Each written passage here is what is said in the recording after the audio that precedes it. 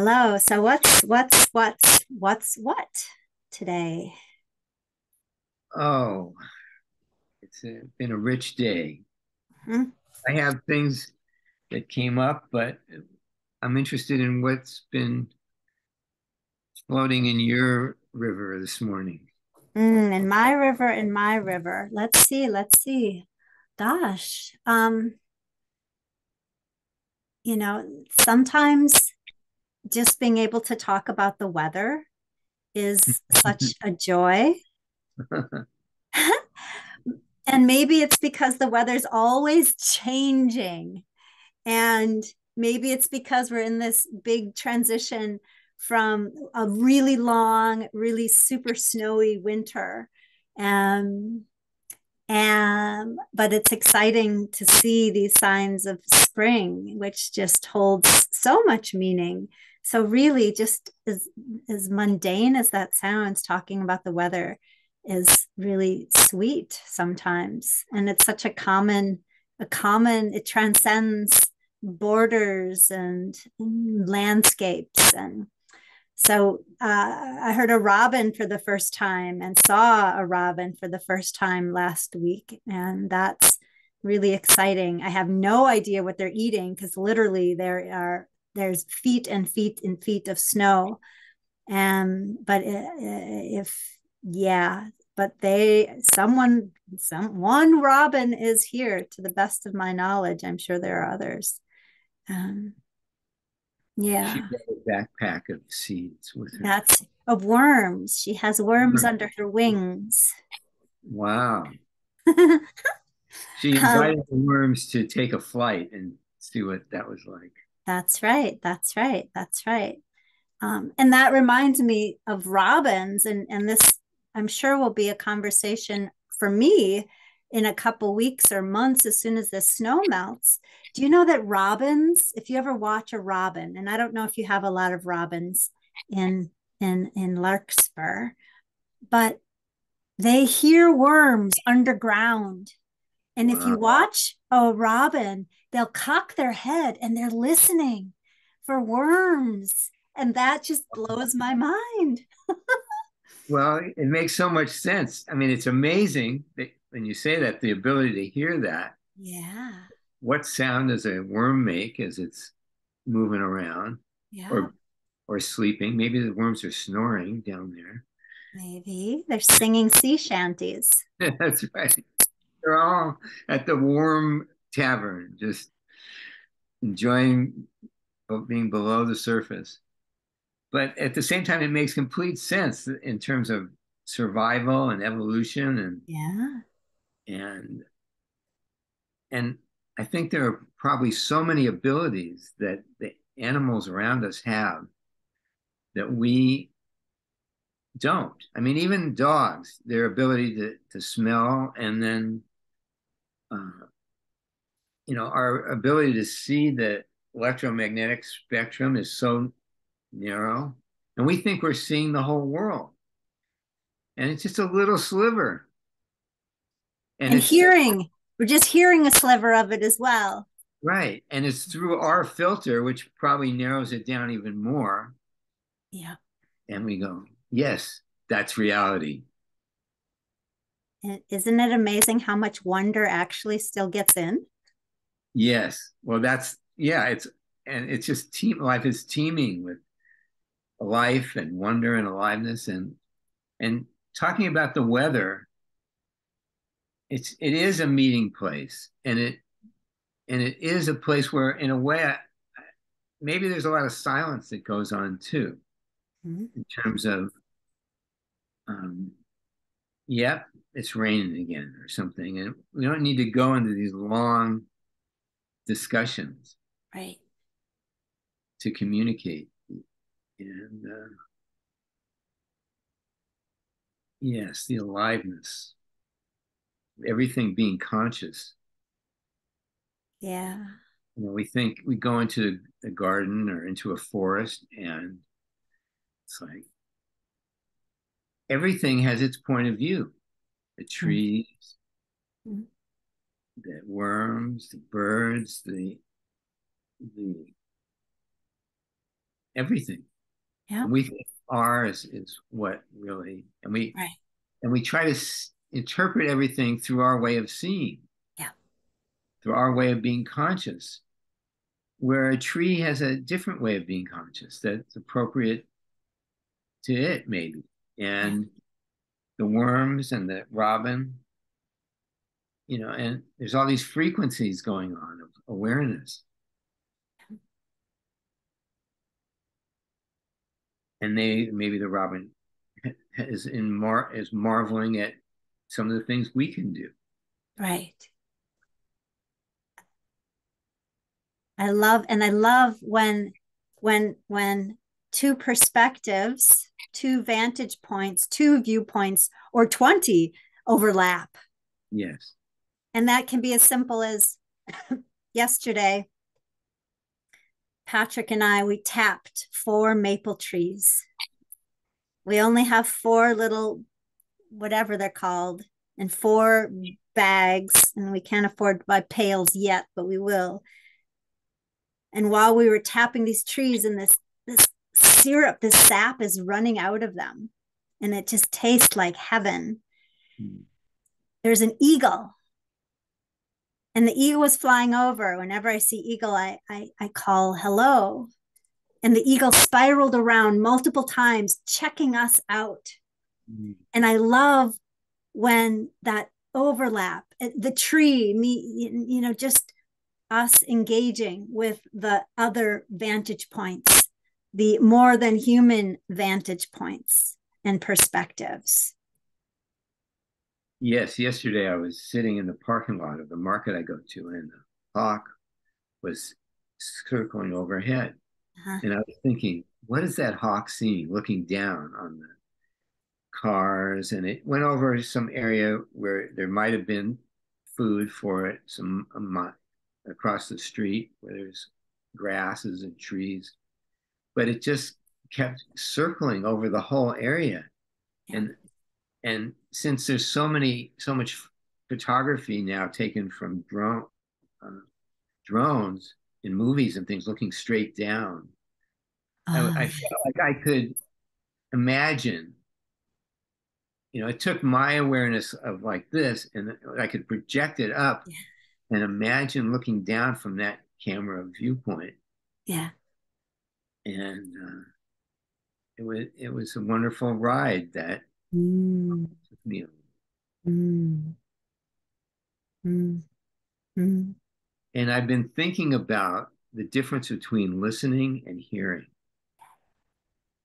How when we listen, we have we're reaching out and we have kind of a filters. But when we really hear, that penetrates that filter. Or maybe we hear what is going on with the filter and the message that's being communicated. That um, there are different aspects to the whole thing of perceiving what is going on. That it's not just um, it's just not unfiltered what comes through to Mm-hmm. us and what goes out through us to communicate to other people. And that, as you were saying, all these perspectives overlapping, that's part of the conversation. It's like people sitting around a circle and everybody has their essential viewpoint. And then there's 20, I like to call it the belief grid,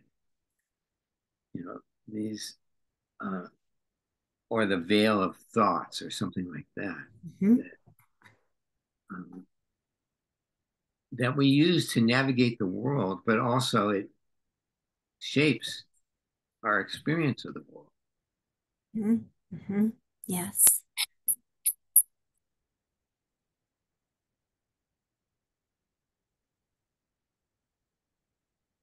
This listening and hearing. And that reminds me of I'm part of a women's group that meets, and the facilitator, Adriana, was sharing these 4 levels of listening.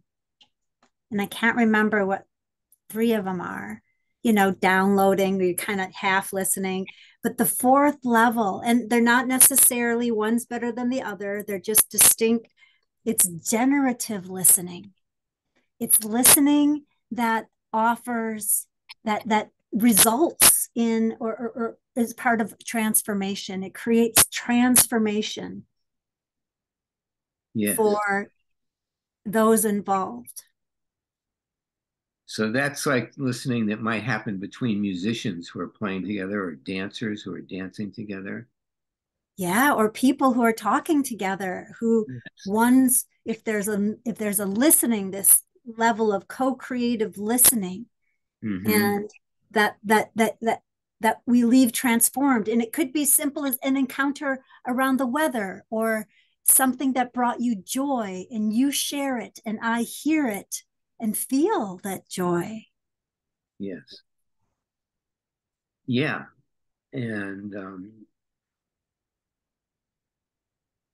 it's like hearing also what's in the space between. Hmm. It's not just it's not the sum of the two people. It's the sum of maybe other things that are going on in the environment at the time that come together. And so the listening is also from the environment, the impersonal environment in a way. Impersonal. Yes. Yes. Hmm.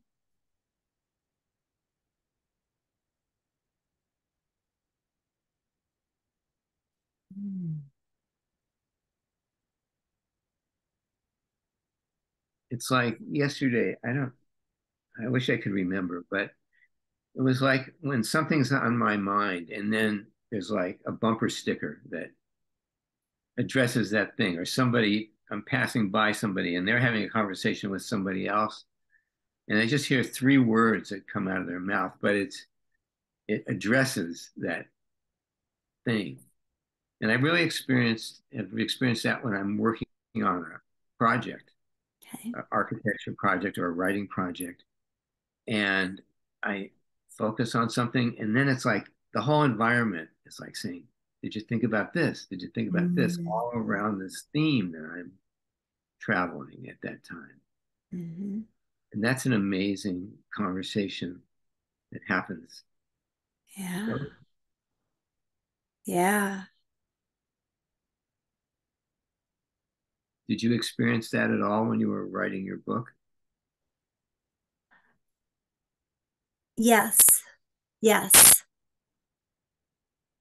And it's kind of like the book wrote me. Like Mm. I just opened up.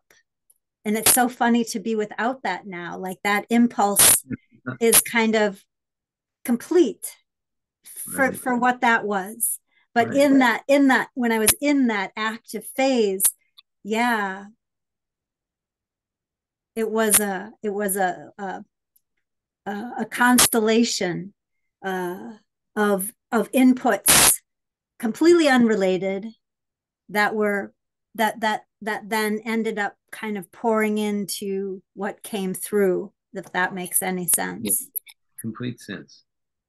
And it's a fascinating process, and it is like an impulse. It's like you can't help but I don't listen, and then you don't have a choice but to like somehow put it down. And even if it doesn't make sense, I'm into using air quotes today, sense. It doesn't make sense here, but it's like the way that it feels in your mouth is really lovely, or the way that it makes your body feel is really yeah, juicy. And yeah, and it's just funny until you shared something, it's almost like I wasn't even aware that I was doing it. It was just what was happening. And I was part of the string being plucked. Yes, and that is something. It's like I was thinking this morning, there's this phrase, seize the day, but the day seizes us too. And Mm-hmm. to me, that's what you're talking about is, and that we are an extension of the day. just like a leaf is an extension of the tree and the wave is the extension of the ocean. Mm-hmm. And that we wouldn't be here if it wasn't for the trees making oxygen and the rain coming and everything that's going on in the day. Uh, we're That's working through us too. We're not just out in space somewhere in our separate spacesuit. Mm-mm. We're in this network of living that's dialoguing. And becoming aware of being part of that network, part of that larger dialogue, it can feel really weird. It can, because it's different, and it can seem like, and this is me talking, it seemed like, this is where I go, this is my like old wound. What's wrong with me that I'm aware of something that other people that I might mention to look at me and think, oh, what the fuck is she talking about? She's Well, crazy. right. And you were talking about, the thinking, it was below the thinking level. And it's like we're educated to see ourselves as split off, as separate, as, we are born alone, die alone, and, this separate entity when we're not. And so it can seem it's in a way completely at odds with our cultural way of division and duality and separation. Conditioning, And, conditioning. and it's the conditioning, the brainwashing that we are separate. Yep, yep. And where it just feels so much more natural and at home when you talked about the ego. Yeah, yes. And yeah, and it's like the ego. And when you were talking about the weather, I was imagining people doing that over the clothesline or something, Mm-hmm. or the neighbors over the fence, and the eagle going. And there's all these multiple layers, and the robins listening to the worms, and that's all interrelated, and it's all part of our being that we have been trained to and indoctrinated to separate, to divide that all up and separate that out and not feel a part of it. And so it's no wonder that people don't feel at home in the world and um, feel threatened by nature Mm-hmm. and all the conflicts that we experience is me against the world on every level. Yeah, And it's so tiring to feel mm-hmm. that, what I'm experiencing recently, that to give in to what those natural flow of impulses are. Yeah, It's just like, yeah, this is, I'm at home now. yes, yes. And the essentialness of it. And I'm just kind of going back a little bit to this process of, and this is a phrase, and I'm probably, it's coming through my lens and it's been in me for a while, so it might come out different than the way I heard it initially. But it's a mutual acquaintance who shared something along the lines of developing our unconditioning our consciousness, the process, like actively intentionally engaging in unconditioning our consciousness. And that was shared with me by Tom Hirons. Mm, yes.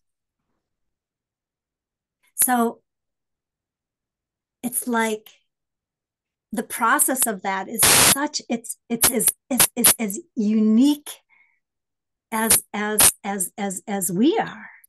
Yes. There's no textbook that can tell you. There's some guidelines, there's some a few things. How do you uncondition your consciousness consciously? well, two ways. I'm aware that the conditioned consciousness is there, Mm-hmm. and then I feel deeper. And it can be anything. It's not like one way. It's like Right. everything is a doorway into that, Yeah. whatever it is. And that, I mean, the biggest thing, it seems, this is all just, I haven't thought about this before, but it's like accepting that life is a coexistence of opposites, because the conditioning is it's either or rather than both and. So it's it's like you cannot have light, you cannot see light without there being shadow there. You can't go up without a down. Um,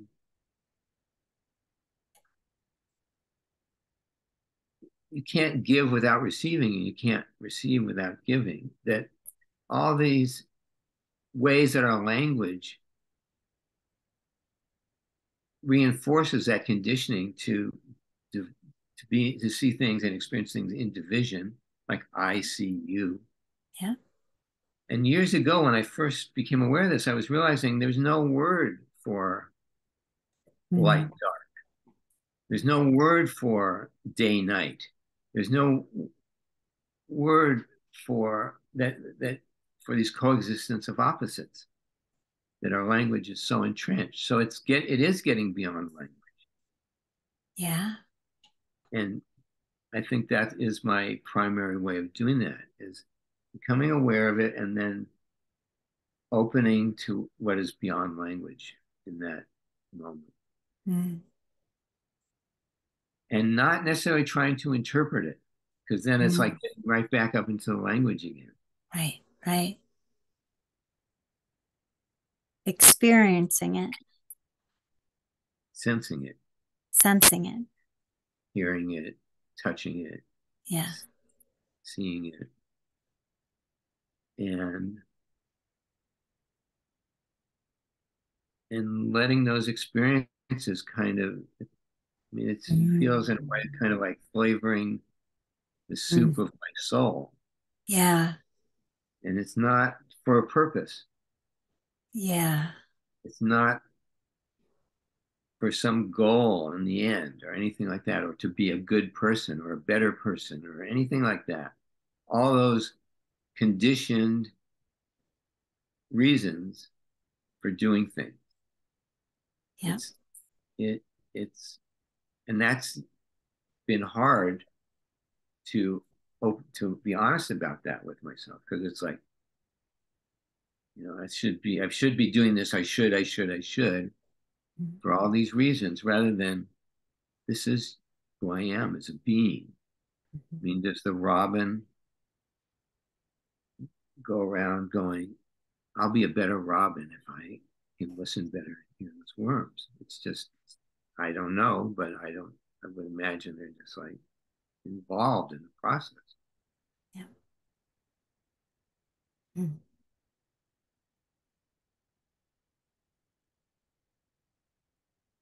Yeah. Thank you. Um, there's so much, so many doors opening. So, how do you move toward away from the conditioning into direct experience? It's kind of like, as you were saying, or something you said opened a door for my understanding of how it happens for me. And it's allowing the process to just, it's not a doing, the process.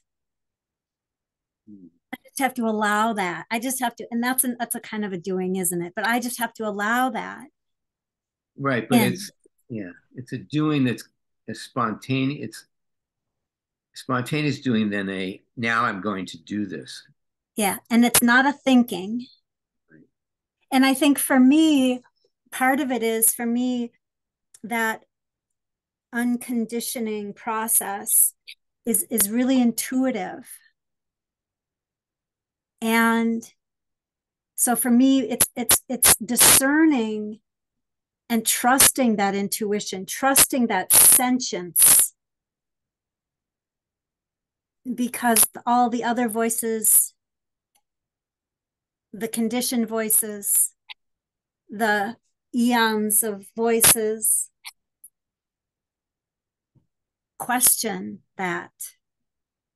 And I'm often, it feels like that coexistence of I feel it creates a kind of a scatteredness, not trusting the conditioned belief or experience, and not sure of the direct experience, we'll call it that I'm having some kind of intuition or sensing connection with. And at least that's been a pattern. I don't always trust it. Like there's a lot of object referral here. I want somebody to say, that's it. That's it. I want someone to show me, teach me, tell me, which this is how we learn.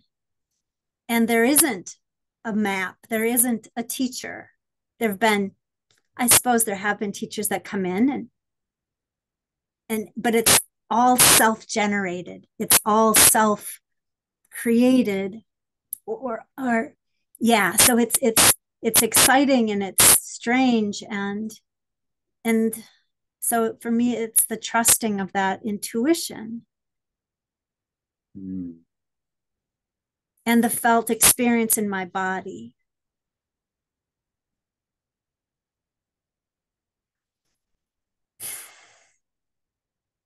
And it's just like the gift that keeps on giving is this conditioning, but the gift that keeps on giving also is this unconditioning if we can open to it. Right. And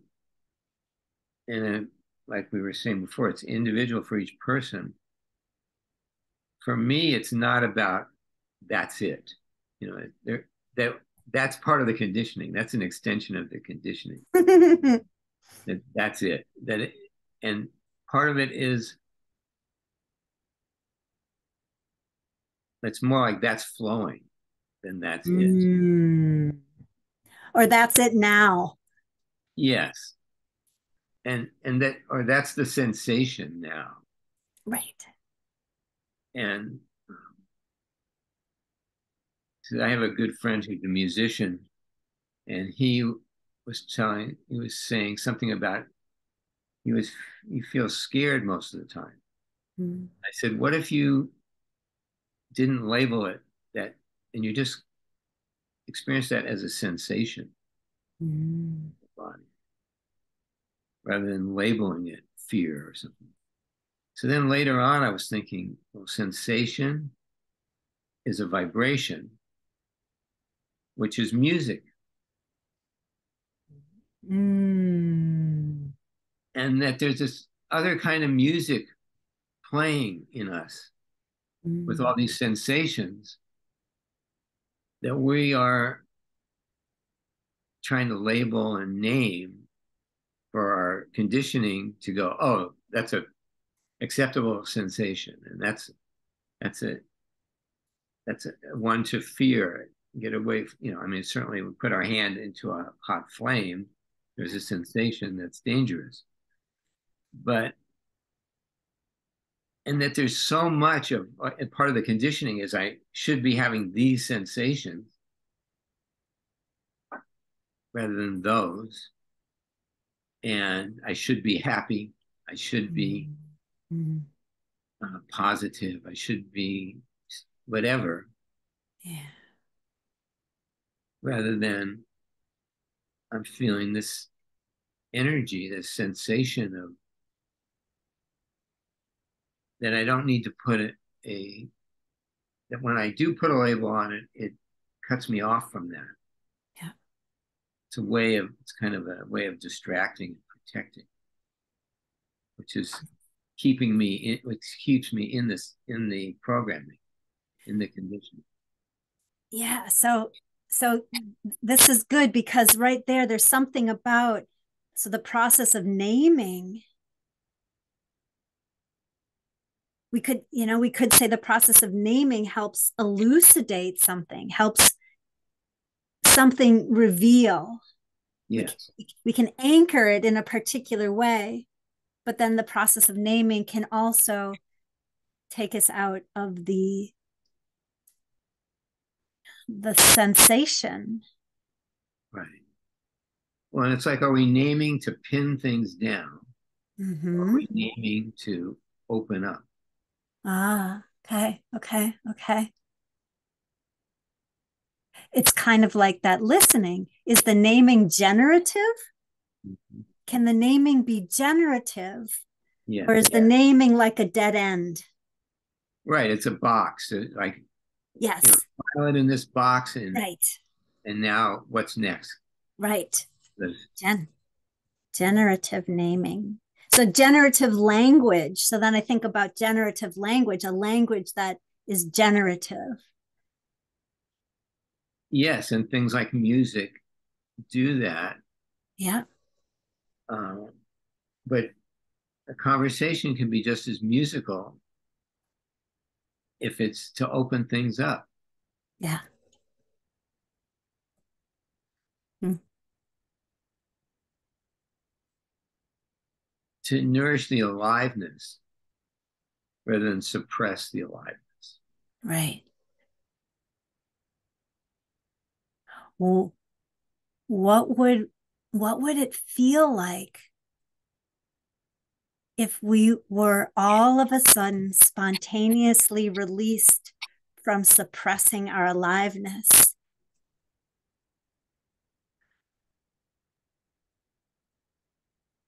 You have to do it to find out.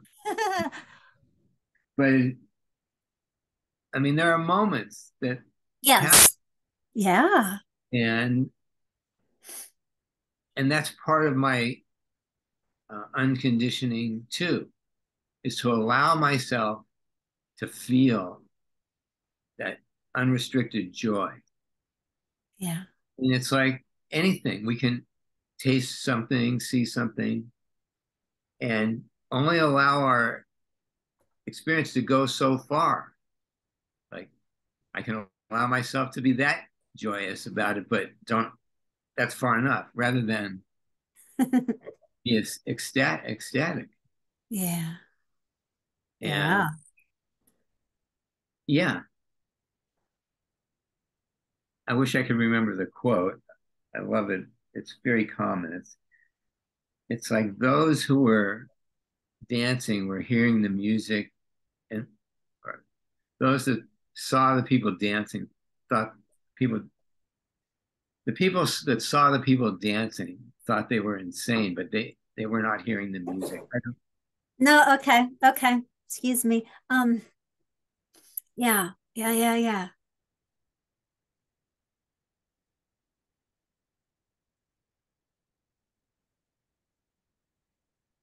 So that just reminds me, and this is kind of off topic, but not. Now we're tipping into kind of this mythological, this mythos, and it reminds me of this music and this dancing and seeing and hearing and sensing.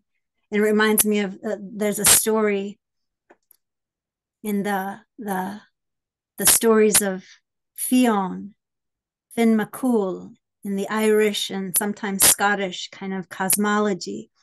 And the story as I know it, just the snippet of it is Finn, this great, this sovereign warrior, poet, heroic entity, is gathered around with all of his his buddies, his comrades, and they're talking about their favorite music. Do you like the music of the drum? Oh, I like the music of the drum. That's my music. And do you like the music of the harp? Oh, I that's someone really, that was it. And they asked Fionn what was the music that he loved best. And his response is the music of what is. Mm-hmm. So this conversation that we're having now today is an ancient conversation for that story to live in the consciousness, the music of what is, the river of what is.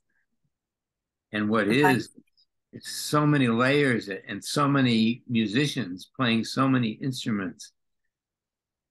I mean, that's the universe. Yeah. Yes. Yeah.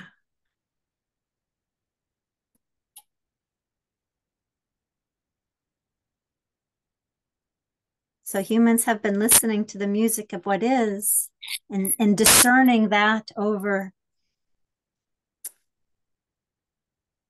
other, maybe conditioned. I don't Yes. know. Yeah, yeah, Yeah. Well, and I mean, to me, that story, it's just, I feel like the kinship, it's like there's a human being that in another time, another place, but it's the same impulse and same discovery. yeah. Hmm. And I mean, I would, yeah. And there's something about that it's like there's the conditioned level of life, and then there's what's below the conditioning. Hmm. And that, as you say, people for thousands of years have been listening below the conditioning and Yeah, re-enlivening their lives, the life yeah, of the world. yeah.